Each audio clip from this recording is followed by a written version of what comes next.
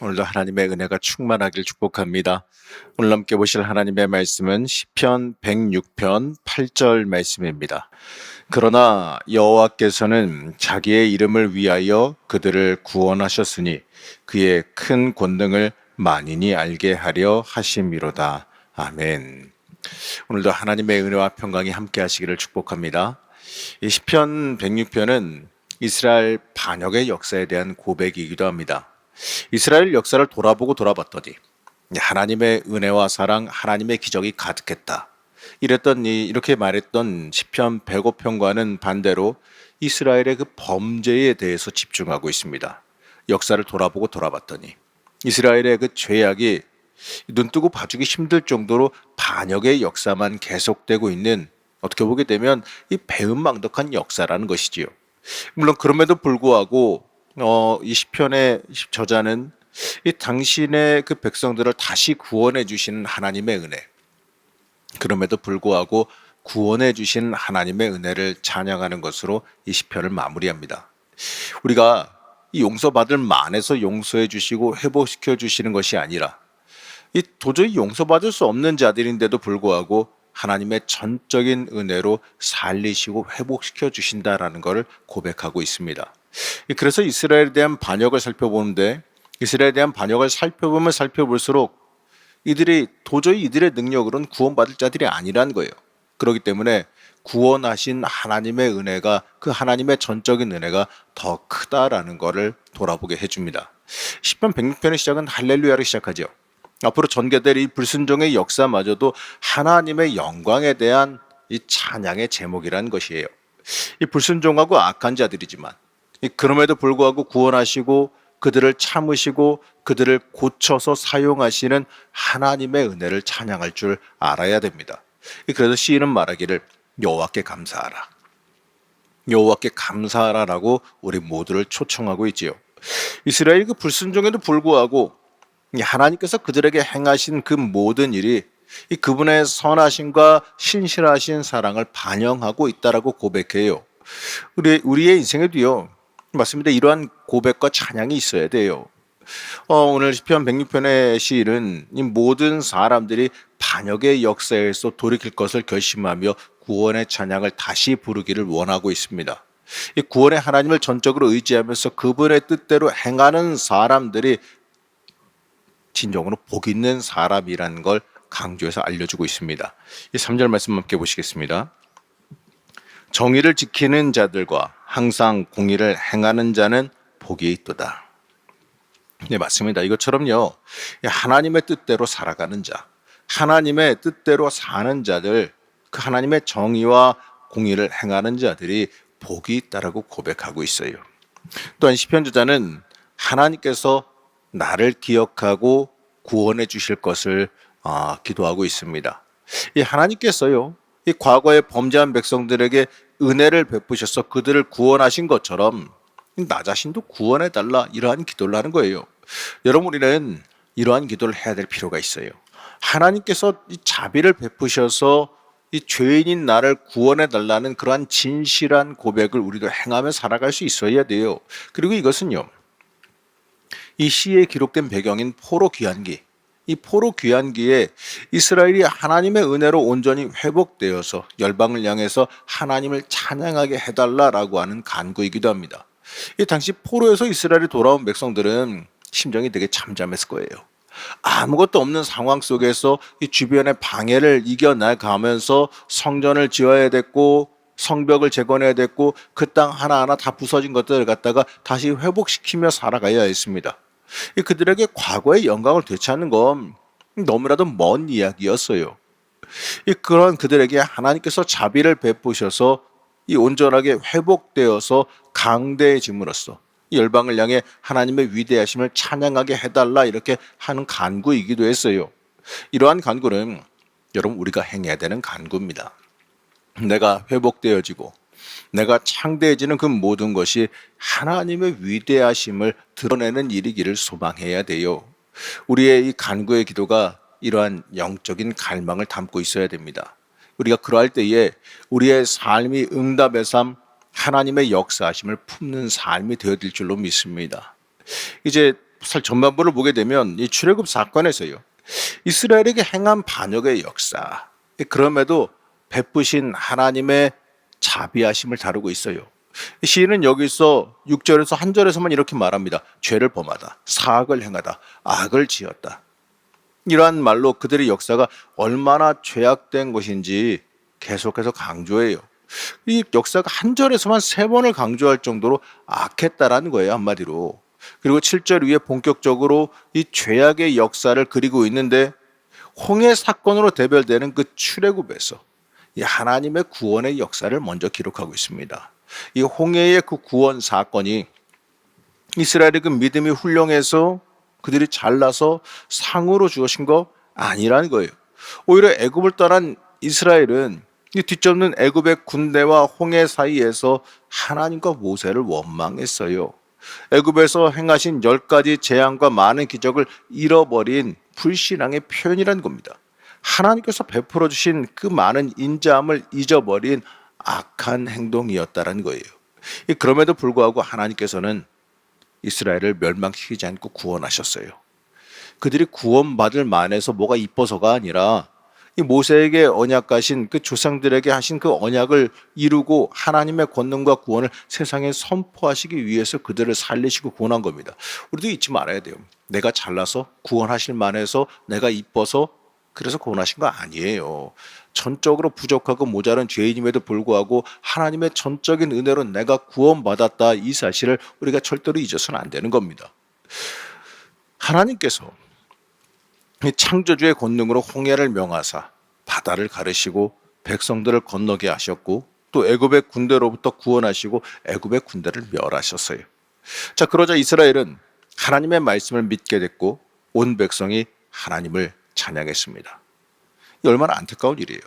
그 많은 기적과 역사함을 보고도 불순종하고 못 믿는다는 게, 어려움이 다가오자 이 과거의 역사를 기억하면서 믿음으로 나서지 못했어요.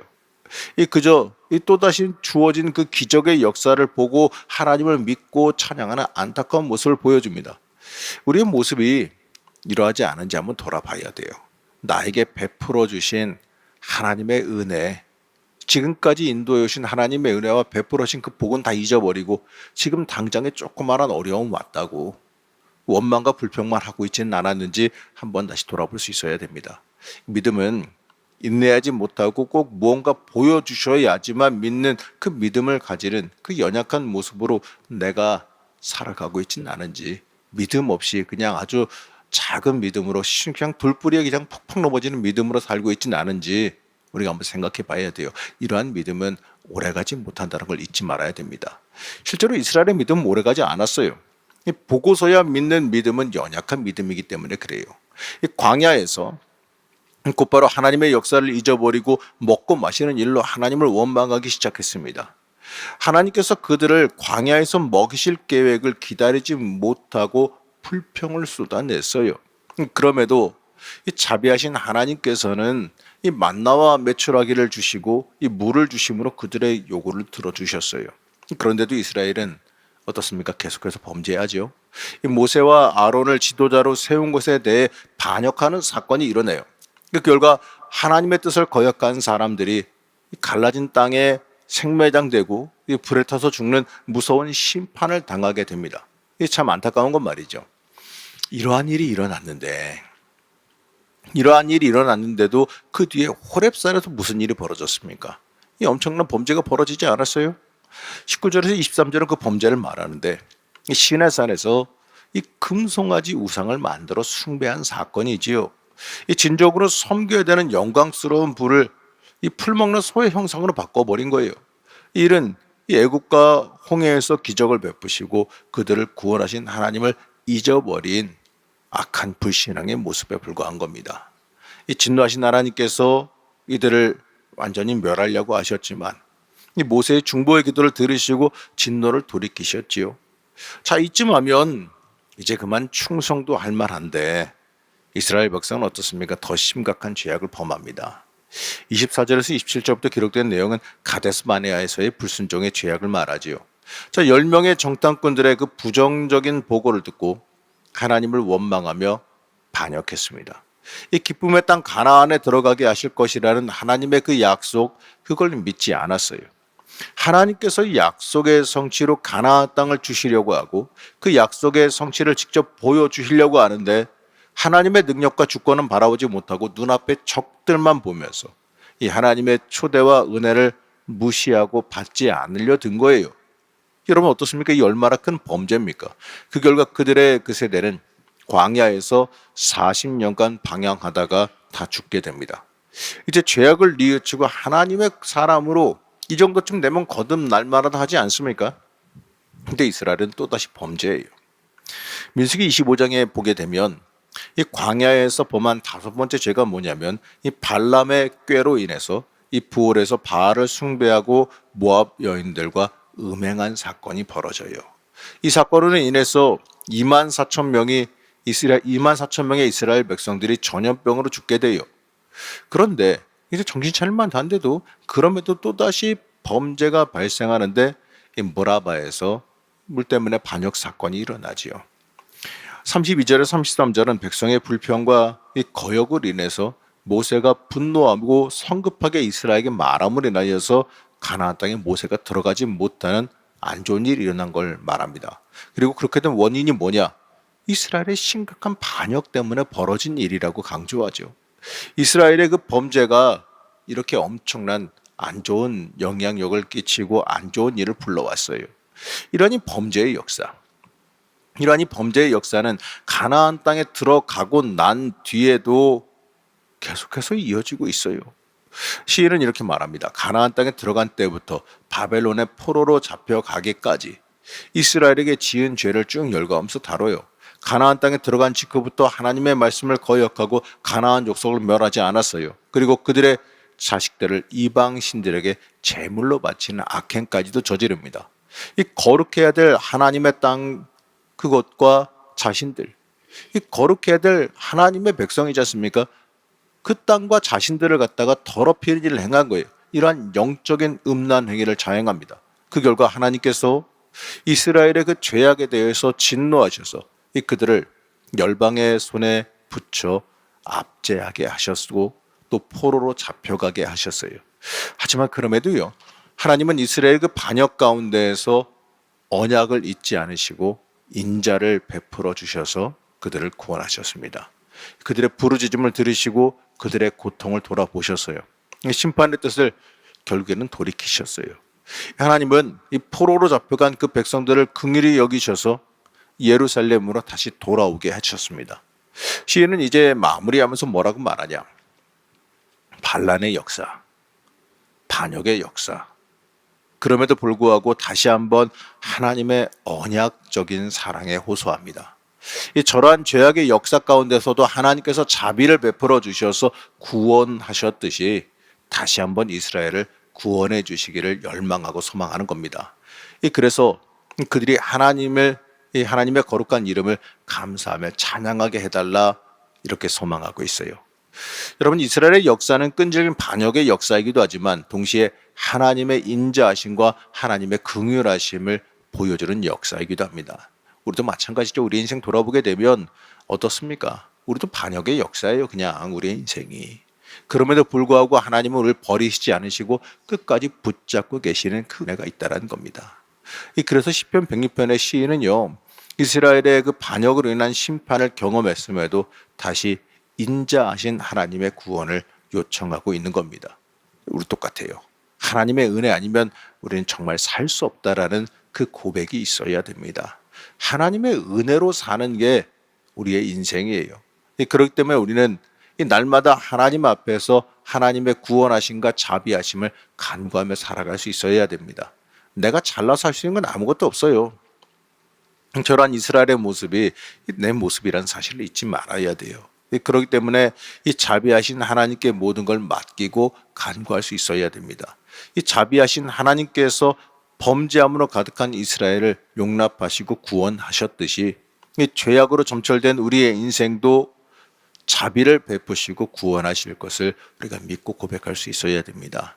여러분도 기도하실 때 이 믿음으로 하나님께 기도하시기 바랍니다. 하나님께서 나를 지켜오셨듯이 앞으로도 나를 지키시고 살리실 것이다. 그리고 그 하나님께 매달리는 여러분 시간 되시길 바랍니다. 시간 기도하실 때 하나님의 그 크신 은혜를 간구하며 하나님 전적으로 붙들고 매달리는 기도의 시간 되시길 이 시간 간절히 축복합니다. 기도하겠습니다. 우리를 붙잡아 주신 하나님, 우리가 하나님을 전적으로 의지하며 살아가길 원합니다. 우리를 붙잡아 주셔서 이 참된 은혜의 인생을 살아갈 수 있게 붙잡아 주시고 허락하여 주시옵소서. 오늘도 기도할 때 하나님의 그 크신 역사와 은혜가 우리의 삶 가운데 임할 줄로 믿습니다. 하나님께 온전히 매달리게 하여 주옵시고 또 응답받는 귀한 은혜의 역사도 이 시간 있게 허락하여 주시옵소서. 우리를 붙잡아 주시고 지켜주실 줄로 믿사오며 거룩하고 존귀하신 예수님의 이름으로 간절히 기도하였습니다. 아멘.